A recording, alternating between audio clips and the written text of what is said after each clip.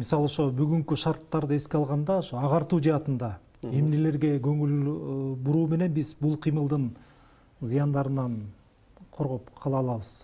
Же азайта алабыз зыяндарын дегендей. Бир эле нерсе. Мен бүгүнгө чейин муну көп жазып келдим, айтып деле келатам. Биз мусулмандар катары ушул нерсени ачык өзүбүзгө айтышыбыз керек. Чындап эле биз мусулман болуп жашагыбыз келеби, жокпу деп.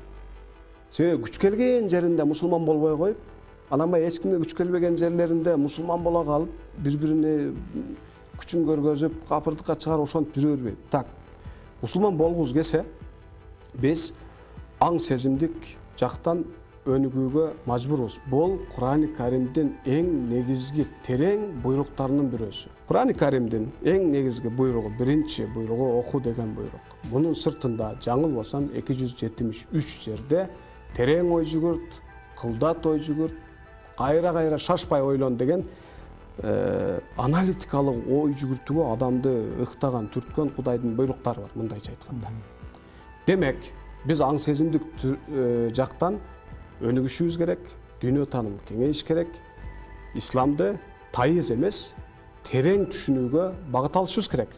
Аң сезимдик өнүгүү менен гана биз бул жана буга окшогон канча кыймыл чыкса келечекте дагы коргоп калганга бизде мындай бизден кетпей турган, өлбөй турган иммунитетти биз ошол менен гана жаратабыз. Биз муну окуталы, көрөлү дегенде эгер жок, мен азыр буну окутуп адамдарды аң сезимдик жактан өнүктүрсөм, тигилерге жакпай калат экен, шайлоодон утулуп калат экен деп туруп эле биз азыр ушул шайлоодон утуп алайын, анан кыйратам дей берсек, биз ушинтип кете беребиз. Коркунуч деле чоңоюп атат, келатат. Коомдук аң сезимдин деле бышып жетилүүсү бул өтө узак убакыт алган жараян экен да. Биз өзүбүз деле адам катары 10 жылда, 20 жылда араң бир-эки түшүнүгүбүздөн араң кутулуп, анан ушул түшүнүккө алданып жүрө берген экенмин деп ойлонобуз го. Демек, аң сезимдик эволюция бул. Эми бул биз бир адамдыкын сүйлөшүп атабыз, коомдукун ойлоп көрүңүз, канча убакыт алат. Дагы оор жоготууларга, дагы оор натыйжаларга кириптер болуп кала электе, биз муну түшүнүп, алдын алган агартуу иштерин жүргүзүш керек. Бул үчүн дагы мен жазып келгенмин. Биздин өлкөдөгү диний ишмердүүлүк жүргүзгөн секта, жамаат уюмдарынын бардыгынын ишмердүүлүгүн жана колдонмо китептерин, материалдарын акылдын, илим билимдин, абийирдин элегинен өткөрүп, мындан өтпөгөнүнө коркпой эле кесип таштап, кааласаң ушу менен иш кыл, болбосо бар чык кет деш керек. Мусулман болгон адам коркпой эле коюш керек. Курандын эң негизги буйруктарынан багыт алган өзүнүн координациясы дагы ушул деп ойлойм да.